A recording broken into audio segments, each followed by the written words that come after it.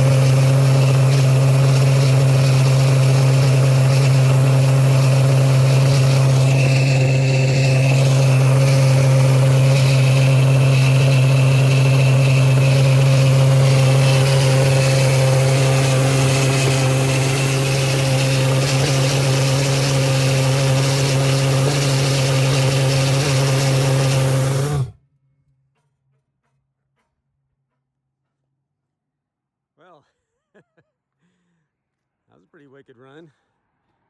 It was making some kind of a noise. I have to look inside and see if my all my coils are still in good shape. It looks like they are. It sounded like he was making some kind of a vibrating noise, which doesn't seem like you'd be able to hear over the sound, but I'm not sure what that was. But it felt like it was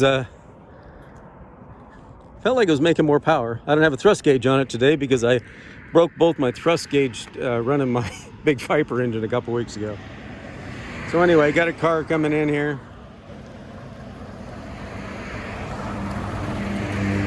Thanks for watching, everybody. Make sure to like, share, and subscribe. And the next video will be of me bombing down the road in this thing.